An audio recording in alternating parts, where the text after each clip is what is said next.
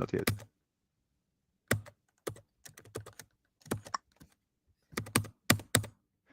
Studio, camera, lights on. Do do do do do do do do do do do do. We are live on YouTube. No, we're not. We're not. And the weather is crap today. Dun, dun, dun, music. I actually put some music. That would be quite nice. Do you have some?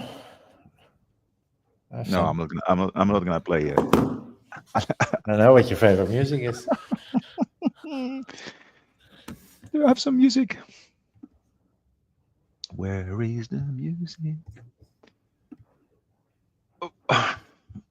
So we're live, and we have exactly 2,025 people watching us.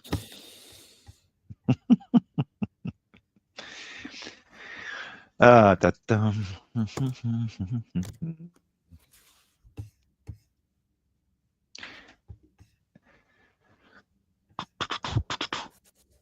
like that. I like those colors. Yeah, it's good, but I like it's those nice colors for the supply chain launch.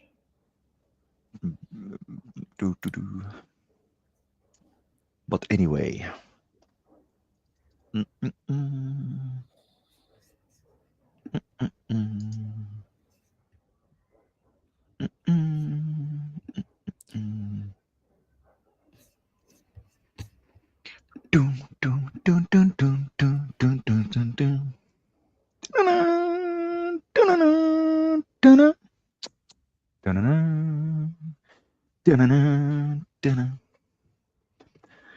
What's that coming from? What's that sound?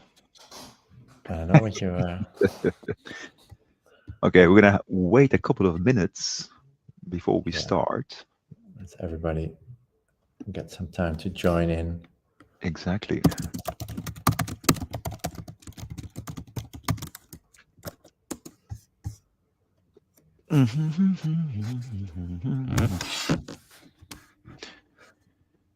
Oh, I should have put some heating. It's cold in here. Is it cold in London? Yes, it's cold in London. But anyway, yeah, it's a little bit cold. It was in London the past days. It was okay. I didn't even have my jacket. When we saw each other, when was it? On Wednesday? Wednesday. Yeah, Wednesday. I think it was on Wednesday. Okay, 2 more minutes, and we can start. That's the beauty of going live.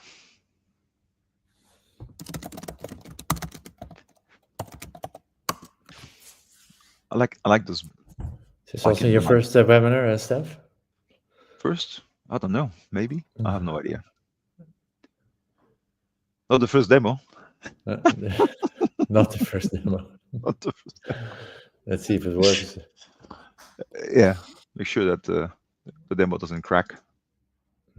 And yeah, 10:01. Another 2 minutes. Another 2 minutes.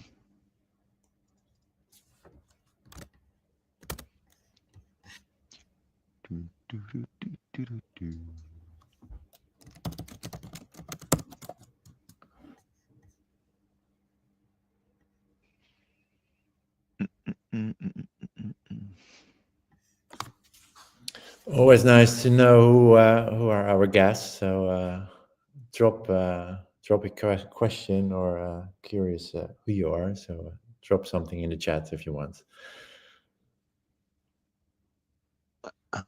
There you go. That works. Good morning, Rachel. It works. Happy to have you. Like those little pop-ups like this. Boom, boom, boom.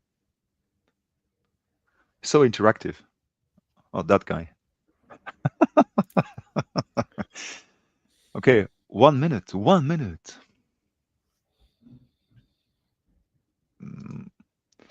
Yeah, we can almost go live.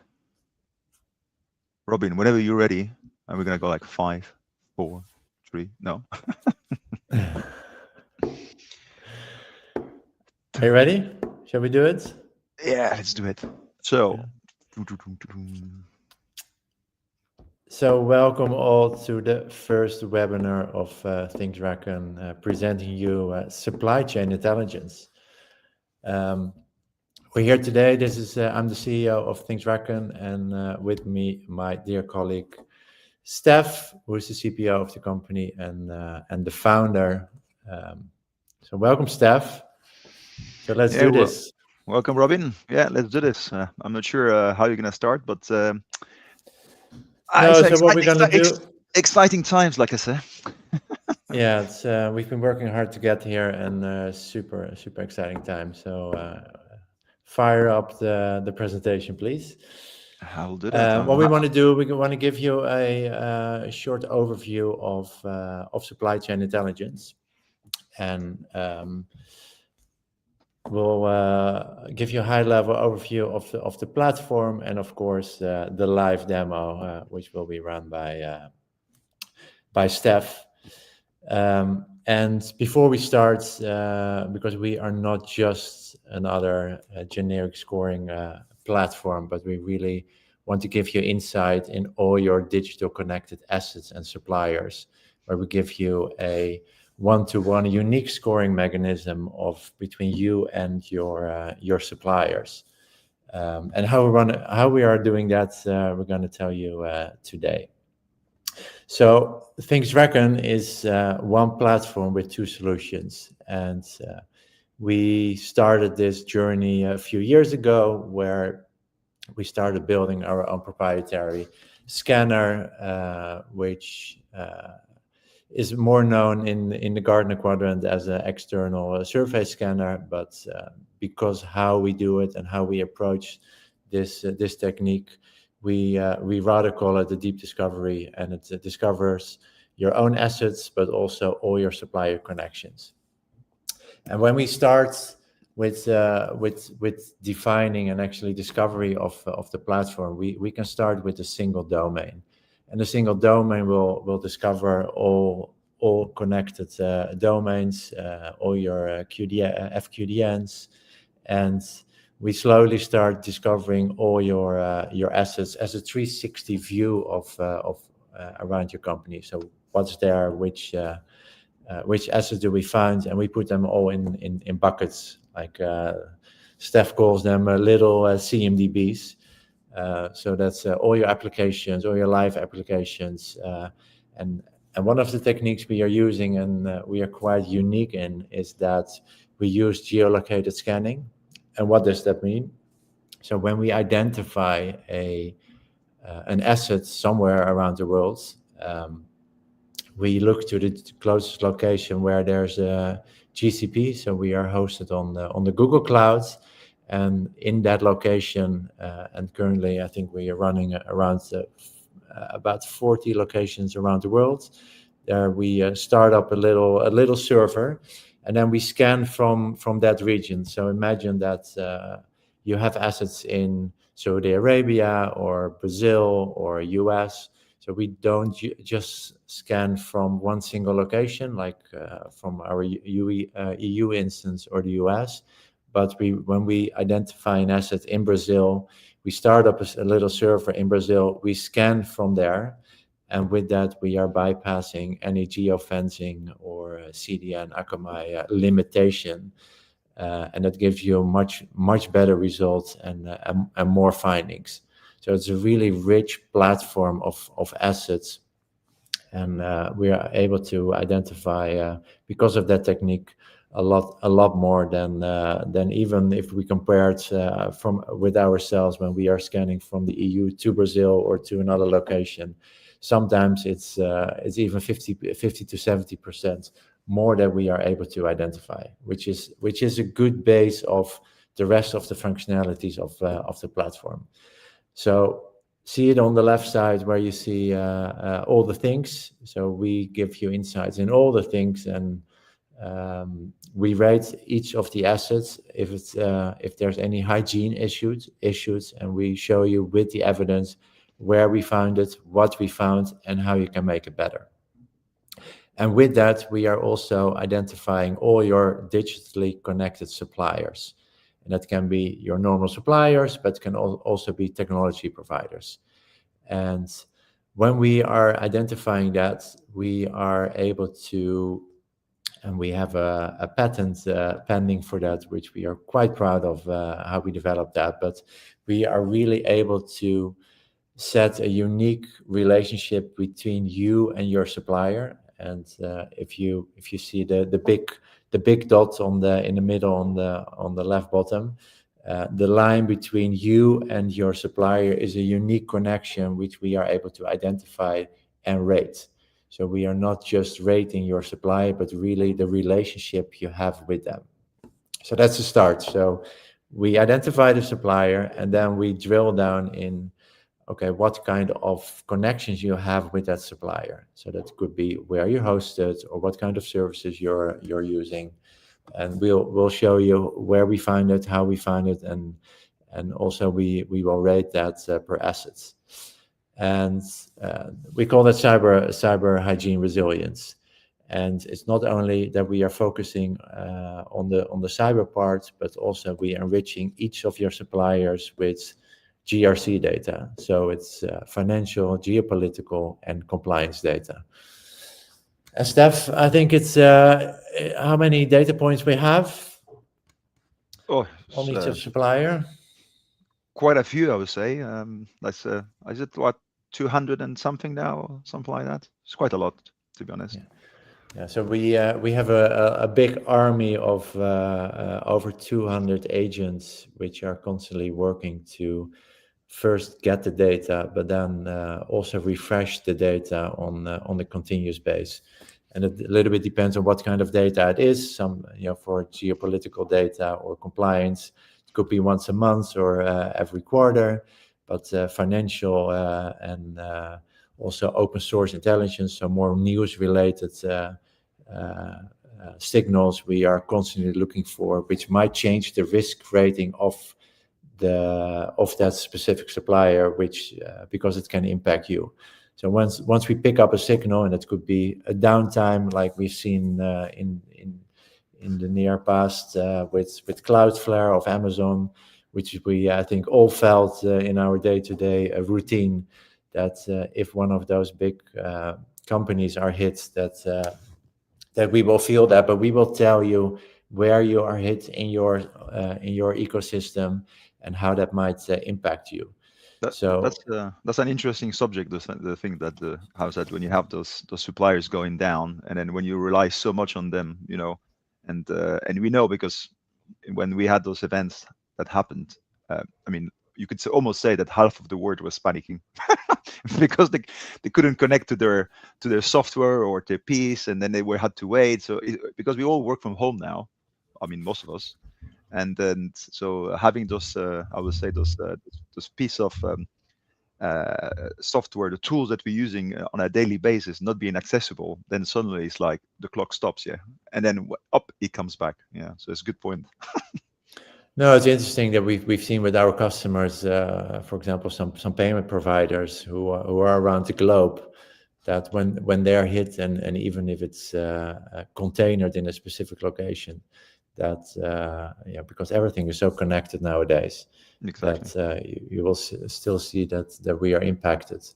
I remember myself that I was trying to do a payment just for tickets, airline ticket, and you have to go back to the basics now. But that's interesting that we are able really to identify where you have your assets, how you're connected, and that you can drill down.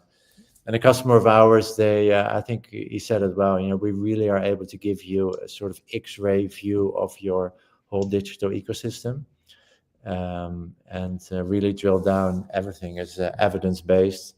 So Steph, you will show in a minute, but you can really drill down to all the financial geopolitical data we have, and then see where we find it. We really go deep into the script on the external surfacing, deep discovery, but also into PDF files to look for evidence. And hopefully we'll show in a bit, but when we identify that a supplier is, for example, compliant with ISO, but we see that the application risk is rated low. We are able to tell you now, okay, why is it, but especially how can you be better with your supplier, and make sure you remediate it together, and to be stronger together in the end. And I think, Steph, maybe you can elaborate with that. The flywheel on the right, but the monitoring, I think that's quite unique what we're doing there. Yeah, I mean, the way we want to do it is basically have like a live map, because everything changes, around us. And before it was just basically us, but now the way we connected is, it means that we need to monitor everything around us. And so that creates events. And based on those events, we are basically doing certain things. And then we will get results from those events, maybe on your organization, but maybe on the supplier, and how this is going to impact you. It could be impact you in terms of like, what is the blast radius, if something happens. Yeah. So to be able to basically assess on a continuous basis and have, our engines validating all the data, then we can help to prioritize much better, where you need to put your efforts, who you need to contact, what is going to be impacted. So a couple of questions that we can answer in here, and that will help with your prioritization. And then, of course, that will allow you to have a continuous refresh, of that whole 360 degrees view of your digital surface. I think that's the best way to say it. Yeah. Yeah, and it's interesting to see that most of the companies know their top 500 suppliers, right? But correct. Hopefully. It's interesting to see that we discover often suppliers they don't even know they're working with, but yet are quite vital in the work process, in the whole process, and in the day-to-day running of a company. Let's call them digital shadow suppliers. Yeah, and maybe you can give some examples of suppliers we found, and which were, for example, not approved by or even not inside of security teams and procurement. Yeah, it's always that surprise, when you run the discovery, and then typically people will go and select, say, oh, I don't know about this one. Who is that supplier? I mean, where is that supplier? Because suddenly it's like, I want to know. Because of course, it's your systems and it's your environment, and then suddenly you see a name that pops up, you have no idea where it comes from. Well, then we can show in which context, that supplier is being used. And then, of course, that can create a completely new conversation within the organization, trying to understand where the supplier comes from. So shall we jump into the platform? We can jump to the platform for sure. Let's go back to the view. But before that, I don't know. I was going to ask you, Robin. I mean, in terms of, like you mentioned, army, that we have an army behind. Maybe just can you explain a little bit how this army works? Because it's not just like you have soldiers and then they do their stuff. There's a little bit more into it. Yes. Yeah, when we started this, and we want to use AI where it has its best purpose. So at the moment we are running over 200 different agents who are all very specialized in what they're doing. So we're using a hybrid. We have a hybrid setup of that army where we're using Gemini and OpenAI to really see how can we best use the models and get the best results. So each of the agents, they are specialized in what they do, and they bring it to actually the manager, which is a data auditor, to really verify if this data is the best. And we've introduced something quite unique, is that we introduced a confidence score. So each piece of data is where we found is evidence backed, but also rated if it's if you can trust it, because we don't want it to hallucinate Exactly. like many AI models do. So I'll I will give you some intelligence because there was some background noise behind. I'm not sure if it was coming from you, Robin, but if not mistaken, that little sound behind looked like a tumble dryer from Samsung.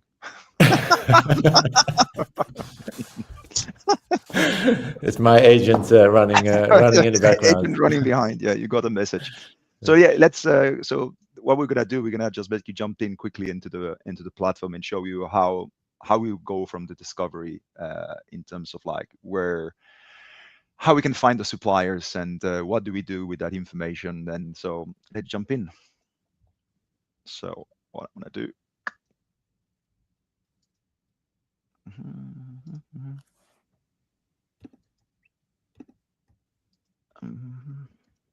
So up there you go.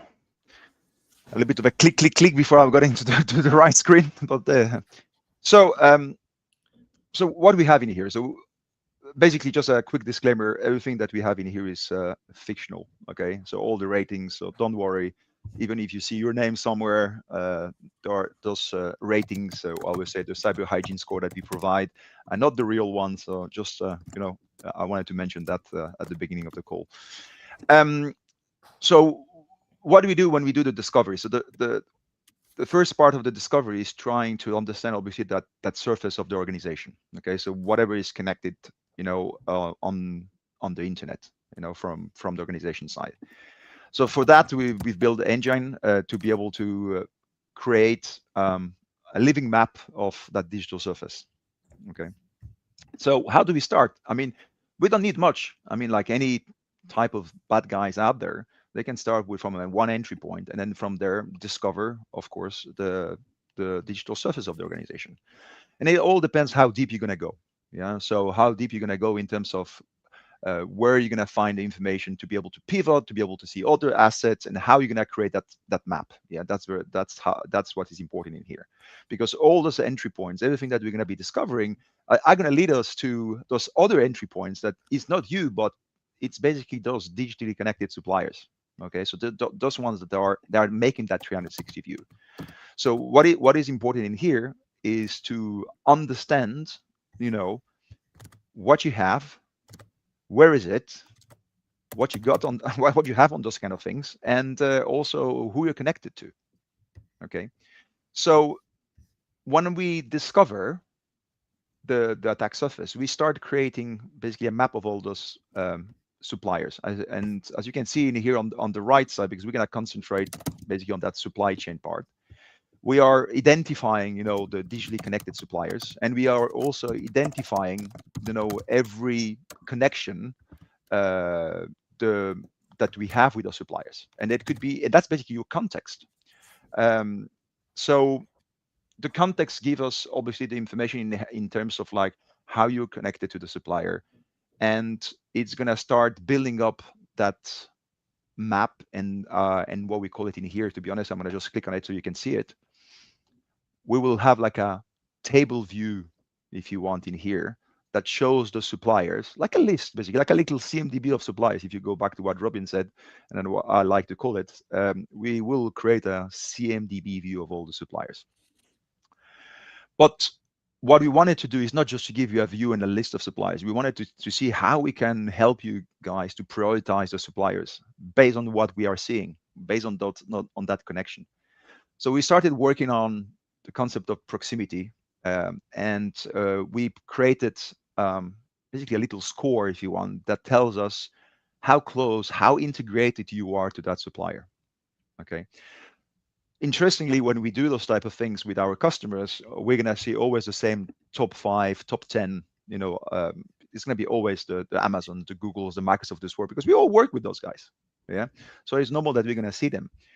But what is important in here with that proximity, it's allowing us to see, for example, how a supplier moves, within the surface. You might bring more of that supplier, maybe more technology from that supplier, or maybe less. So the proximity score will be changing over time.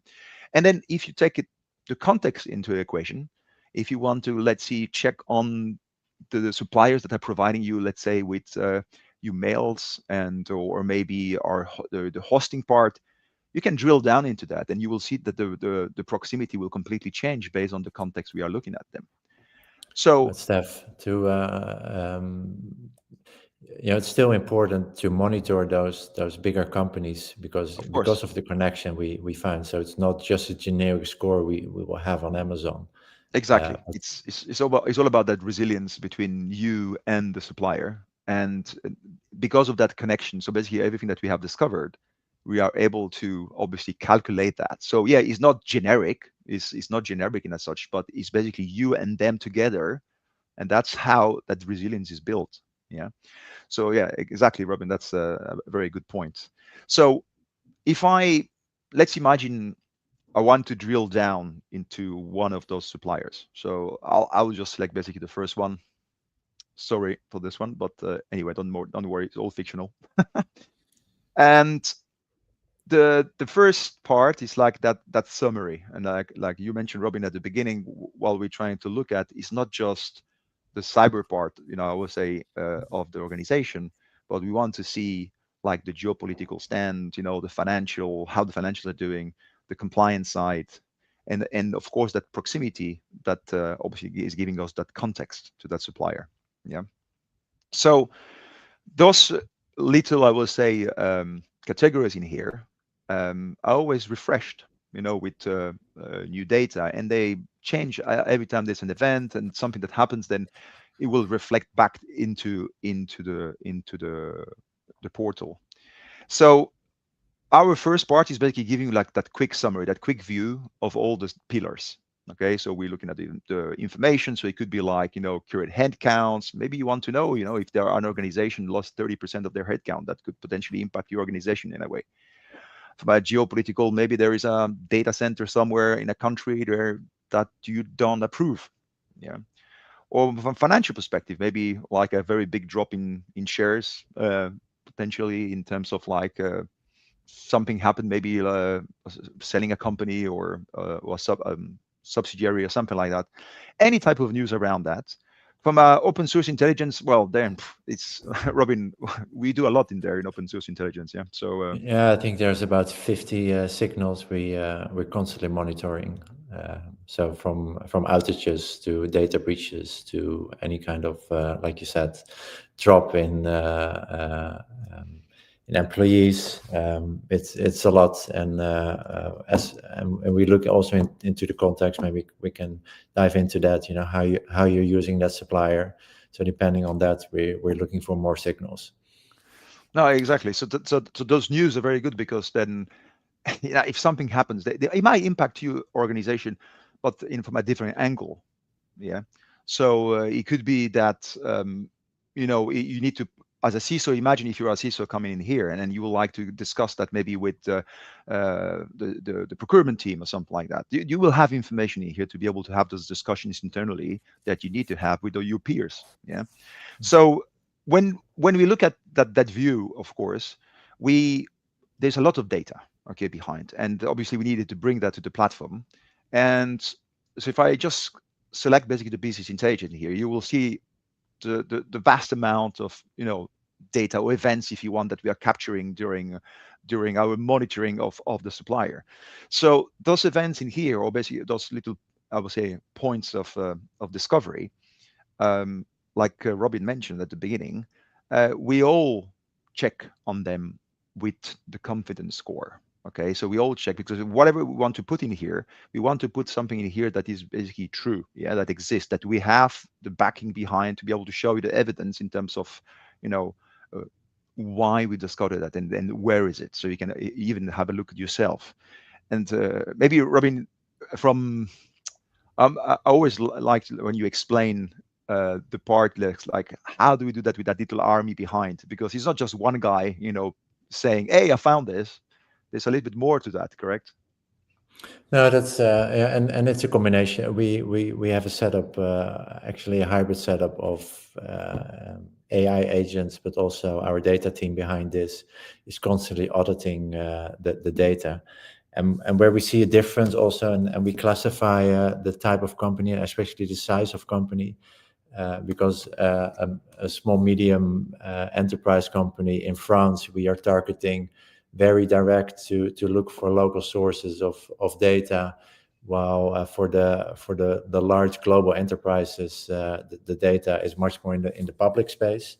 So it's a hybrid setup of Yeah. AI who gather the first layer of information, then everything is audited automatically, and each of the data points has its own KPI. But then also there's this manual. Often we pick out companies to audit it also manually to make sure that the data we're showing here is very trustworthy. So I have just like I'm just looking at a little questioning here. It's like, how do we are different from the traditional ESMs and third party risk tools out there? I will give my perspective, Robin. If you want to jump in, you can jump in, of course. So from my perspective, it's like where we're different is basically in the depth. Yeah, is by looking in the depth of your external attack surface. So if you go back to that ESM side of stuff, yeah, we're not just surfacing things. We're going inside. We're trying to understand how everything is built and what you have inside those things, how those are related or basically interconnected, because all that intelligence allows us to have a larger picture. Maybe I would say a lot of data, yeah. But when you look at the data and you understand the data, yeah, then you can surface those type of information. Then you can see those suppliers, and this is where we're not claiming that we have full visibility. No one will have full visibility. But it's taking that depth, taking that information, and be able to contextualize that within the organization. Who is the organization? How do they work? Where do they work? With who do they work? And then that will give us, another level, I will say, of visibility in terms of who you're connected to. Because in here, what we're showing you guys is basically all the suppliers that are digitally connected to your surface. But if you have other suppliers that you're working with, yeah, you can always add them. Yeah, and who knows? Who knows if when you add them, when we run the how do I call it, say, the assessment on those suppliers, when we start the monitoring process, we might find then that there is a connection from that supplier to yourself. So we maybe at the beginning we don't see it because we are going from you to them. But imagine if you are now able to go from them to you. So we will have a proximity. We will have a digital connection. And then obviously there will be the other suppliers where there's completely no digital connection, but you will still need to have some information that you can bring to the GRC teams. Yeah, we see Yeah. actually three groups there, Steph. It's the managing and monitoring of your existing suppliers who are digitally connected, but also the onboarding of new suppliers where there's no connection yet, but still you want to you have a good understanding of the posture of those companies, and use that, for example, to put the guardrails into the contracts, and then onboard them.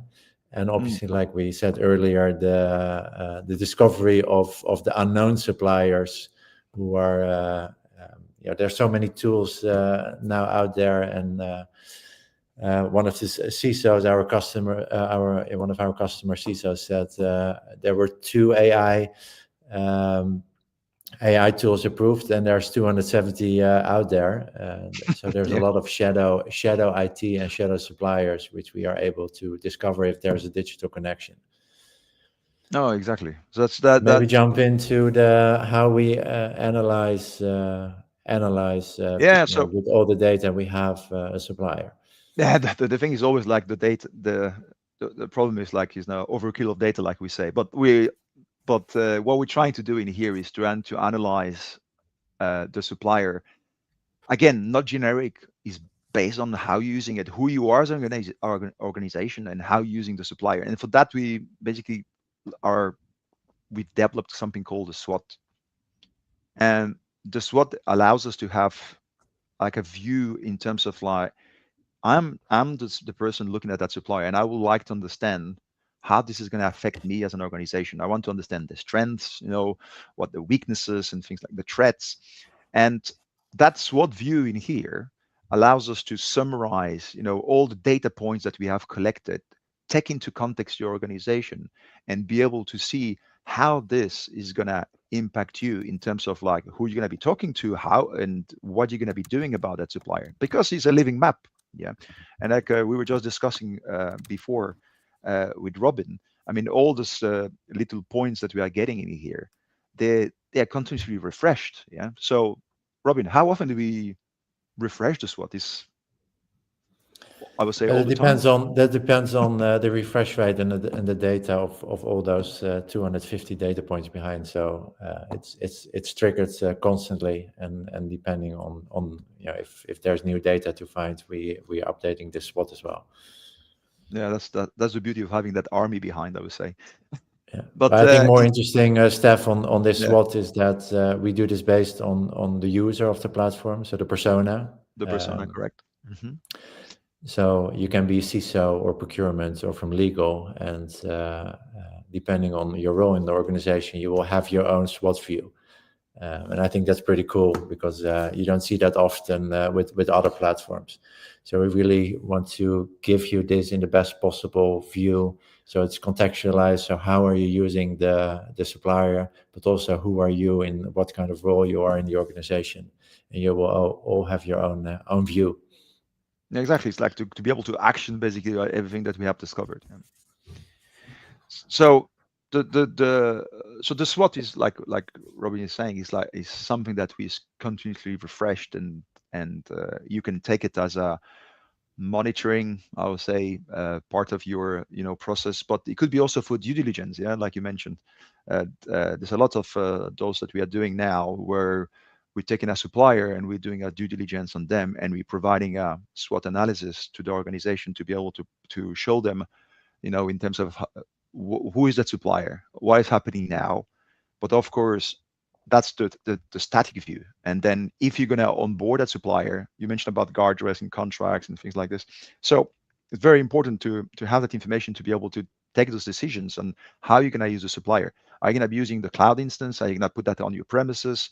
That's the kind of things that you can take out of it. But also how you're going to communicate with the other rest of of your team. Yeah, like you mentioned CISOs, but there's also others that we are uh, looking at bringing that information to, the procurement people, the legal people, the GRC teams, that they will be able to dive into this and then have conversations around the suppliers. And is that supplier good for us? Do we need to put something in the contract? And how are we going to approach the integration into our surface with that supplier? So the SWOT analysis is quite important here, because we are taking all those data points that we have collected to be able to create that view in here. Is that in terms of Robin, in terms of like the summary, the intelligence data, and I didn't mention yet, but we have the connection. So we have basically, we can tell you, where the supplier is in your organization. And let's take an event. Yeah. For example, we were talking about these events of Cloudflare, and we were discussing that last week, Robin, about if something happens in Cloudflare, it's not just about my organization in terms of how it's going to be impacted. Yeah, it's also the rest of the surface. Yeah, in terms and how this is gonna. I like to call it the blast radius. And I'm taking that example of just if a system get disconnected, what's going to happen, because you are affected, but also potentially other suppliers that are using the same supplier. So that concentration of suppliers. Yeah. No, it's of course also if you look to, for example, OWASP, and it's the Oh supply yeah, chain sure. becomes more and more. Just for the listeners, I don't know if you're aware, but supply chain came into the top 3 out of nowhere in the OWASP top 10 2025. Obviously, it's also yesterday I was a black hat in London. Everybody talks about supply chain, and not so much because it's new, but because we have seen large events in the recent past with Jaguar Land Rover as maybe one of the biggest in history. But you see it constantly, with npm packages, dependencies. So everything is connected nowadays. So we need to understand the supply chain and your third and fourth party connections. And obviously, with DORA and NIS2, which are for 2026 to important regulatory topics, it's important to understand that blast radius. Hmm.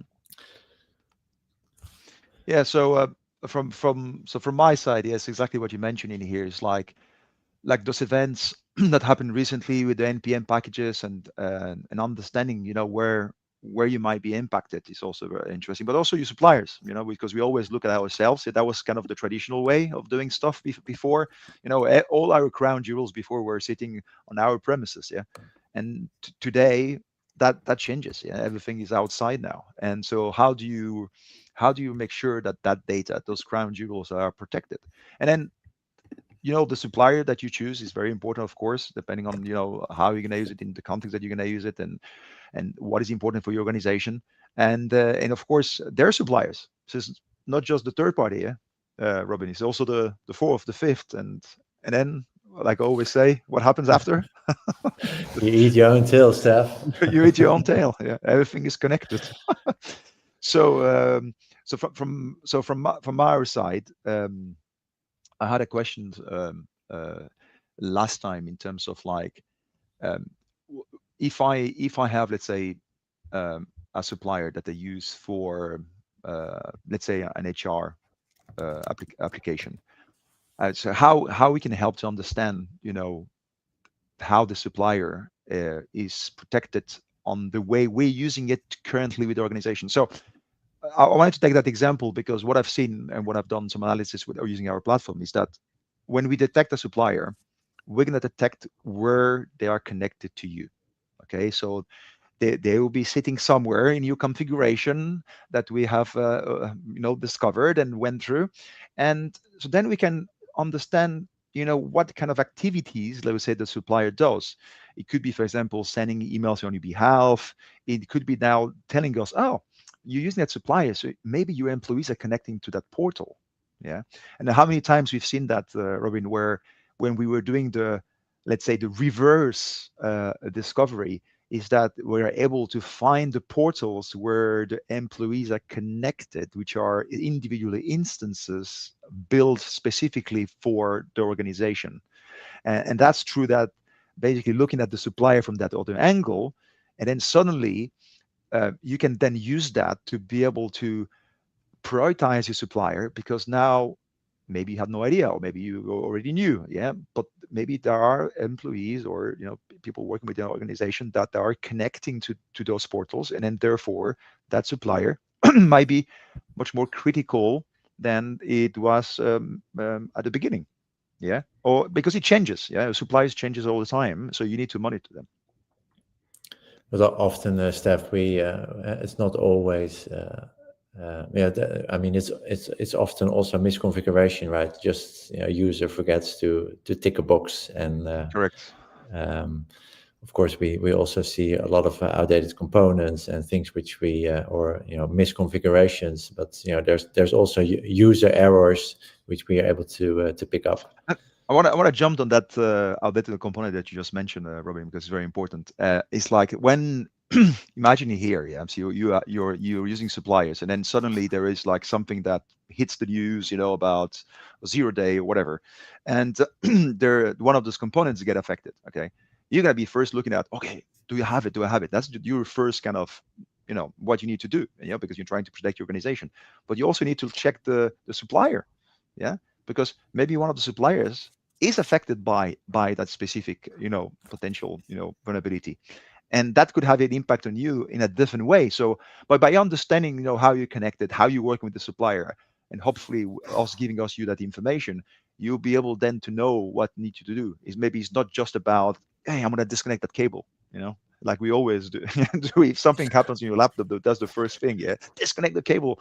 So in here, you're not going to just disconnect the supplier like that, but at least you will understand how the supplier is your organization, and then put maybe some, mitigations in place, maybe a rule, a firewall, maybe something in there. That is, that kind of data, and that depth, allows you to take those decisions when something happens out there. And then we've seen that many times it happens. Yeah. Um, maybe Robin, from you, because I see a question here. How quickly can a team see value after onboarding, and what is required to get started? I mean, you can. Um, No, and I think that's the beauty of building something from scratch, and also, what was our vision as a company? It should be, the whole discovery. Often we just ask for your root domain. Just give our, your most important domain, and from there our tool will find all the connection. And of course, the more information we have, the better it becomes. So over time, the tool becomes more intelligent. But the first discovery is often within 24 to 48 hours, depending on the size of your company, obviously. But all the supplier connections, we find them automatically because of our technique of going into the scripts to really pick up any signal and signal with whom you're working. And And if there's a digital connection, we often find them. Um, and of course, like you said, Steph, you're also able to add them manually if there's no digital connection available. It could be, an oil supplier where you trade in ships, and there's no digital connection. But we want to have the onboarding as quick as possible and as easy as possible. So so, often within a few days you're onboarded and good to go, and get your first insight. And then, with refreshing and constantly monitoring the platform, because it's very important to, this is a living map, as I said in the beginning, because we see changes of and updates of platform, new releases, which might impact you. So it's a great tool to so constantly monitor that whole ecosystem. So Robin, I'm conscious of time. I mean, we've been talking. I'm just looking at it, and then we just have 1 minute left. So maybe we can just close on a quick conclusion in terms of things reckoned and business intelligence.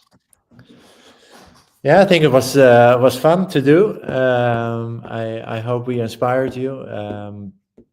Of course, the proof is in the pudding. So please reach out to us, and we're always happy to run a quick scan and give you your first glimpse of your digital ecosystem. Perfect. So I think Good stuff. that's Well, we are here to help you. yeah. Thank you, Robin, and Uh, yeah, thanks for listening. See you Bye. next time. See you next time. Bye.